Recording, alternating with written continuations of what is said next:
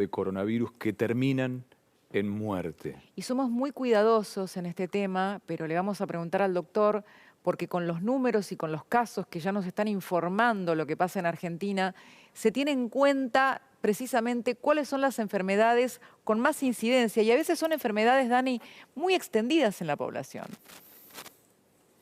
Sí, y de hecho, Cristina, de las más comunes. Es decir, hoy sabemos, pero hay que ser muy precisos en esto. El primer factor de riesgo, lo hemos hablado muchas veces, es la edad. ¿Por qué? Porque la edad disminuye la capacidad inmunológica. Ahora la pregunta es, ¿hay enfermedades previas que condicionan que a menor edad uno pueda tener peor evolución? Y a su vez, ¿esas enfermedades también condicionan que las personas de mayor edad tengan peor evolución? Y aparentemente es así. Por ejemplo, la hipertensión. La hipertensión arterial es un factor de riesgo, pero no en sí mismo, sino por las consecuencias que la hipertensión produce, desde aterosclerosis, fenómenos inflamatorios, fenómenos cardíacos, insuficiencia cardíaca, complicaciones cardiovasculares como arritmias. Es decir, la hipertensión somete al sistema circulatorio a una cantidad de debilidades y por lo tanto es un factor que condiciona o genera una peor evolución en una persona que tiene una infección por SARS-CoV-2. ¿Me expliqué en ese punto? Sí, claro. Y evidentemente si la presión arterial es de moderada a elevada, la situación es peor, y si tiene más años de evolución en el paciente, es peor. Hay que controlar la presión arterial no solamente en sí mismo por la presión, sino por las consecuencias en otros órganos que van a determinar una susceptibilidad o debilidad en personas jóvenes, lo que decimos siempre, Cristina, cuando vos decís, bueno, hay un informe de alguien que es joven, pero no tenemos en el informe oficial la comorbilidad. La hipertensión puede ser una en forma indirecta. Si con esto me expliqué, paso al segundo punto, Sí. diabetes. 23% de los casos en nuestro país tiene diabetes. Es decir, este en sí es un factor de riesgo por algo simple, disminuye la capacidad de inmunidad. Las personas con diabetes tienen menos posibilidad de defenderse frente a cualquier germen, de cualquier tipo. Y a su vez hay un círculo vicioso. Cuando uno tiene diabetes se infecta más fácil.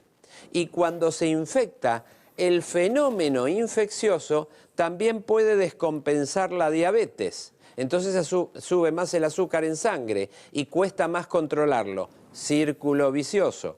Por eso una persona con diabetes tiene factor de riesgo y es importante controlarlo bien. Y tercero, 21%, obesidad. Importantísimo, por un montón de cosas. En obesidad disminuye la capacidad inmunológica. Hay lo que se llama un estado inflamatorio general que condiciona una disminución de defensa y a su vez la obesidad condiciona otras enfermedades. Por ejemplo, como la hipertensión arterial, por ejemplo, como la diabetes. Si vemos y observamos, todo va de la mano. La obesidad es muy importante en Estados Unidos. 40% de la población de Estados Unidos tiene obesidad. Y es uno de los factores que determinan una disminución de predisposición entre los norteamericanos y los chinos. Los chinos son más bien flacos y la obesidad ha influido muy poco en China, pero mucho en Estados Unidos. Estas tres condiciones son las más frecuentes en nuestro país y conviene controlarlas. Cuando hablamos de flexibilización, cuando hablamos de cuarentena inteligente, cuando ustedes le hacen preguntas a los especialistas como Eduardo López recién, es decir, ¿cómo va a ser la cuestión de liberar o flexibilizar? Estos factores se van a tener que tener en cuenta, la edad y la susceptibilidad por enfermedades previas. Daniel, en el punto obesidad, que vos recién hablabas de la obesidad mórbida, supongo, en Estados Unidos, si sumás el sobrepeso y el resto de la escala, te vas a encontrar con un 70% de obesidad en Estados Unidos, pero en Argentina tenemos más de un 60% y aumentó realmente en forma preocupante en estos últimos años, incluso en los chicos. Hoy estamos en una situación donde, por ejemplo, la gente en casa, por estar encerrada, por tener menos actividad, también tiene un círculo vicioso de comer más, a veces por ansiedad, a veces por sumarle a esto que no está teniendo mucha actividad física. Esto también es un cuadro complejo. complejo, ¿no? A la hora de pensar en la situación clínica de la persona.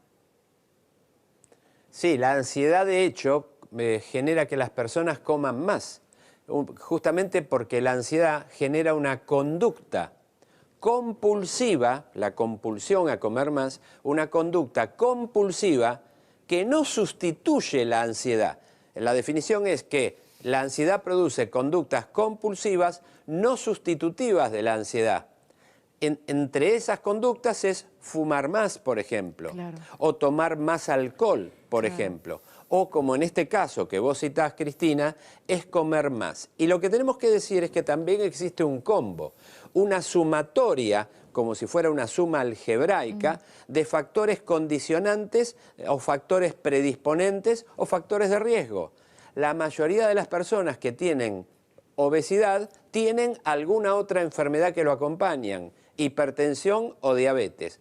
Cuando no, es frecuente que encuentres una persona con hipertensión, más diabetes, más obesidad, con lo cual se suman factores de riesgo. Entonces digo, las personas de más edad es un factor de riesgo en sí mismo, el coronavirus discrimina en ese sentido y cualquier apertura inteligente va a tener que tener en cuenta a la persona mayor de edad.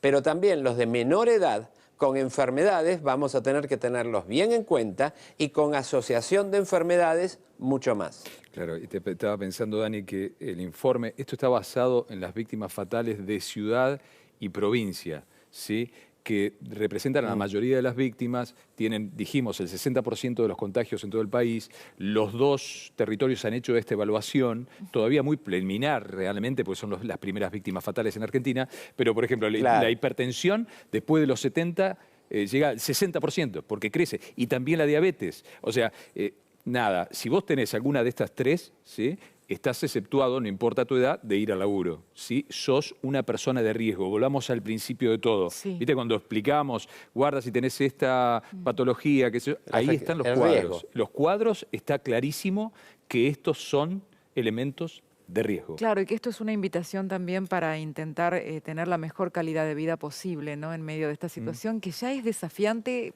para los nervios, para la vida emocional, para la vida Cuanto más familiar. lees, más te angustias, cuanto más sabes, más te angustias. Por eso también tratamos de ponerlo en la mesa con cuidado y con la comprensión, ¿no? Y fíjate una cosa de interés, Cristina.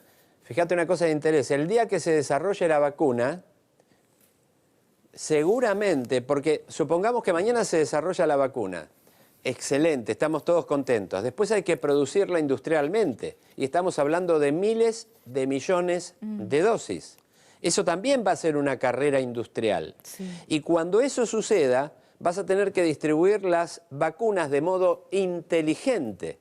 Depende dónde se produzca primero, ojalá se permita producir de manera que en el próximo invierno de Europa la tengamos. Si eso es así, es excelente para Europa y para nosotros porque después viene nuestro invierno, pero las primeras dosis seguramente se van a aplicar en las personas de riesgo, las personas de más edad, las personas con enfermedades predisponentes y los médicos. Y en las personas que trabajan en salud, claro. Totalmente.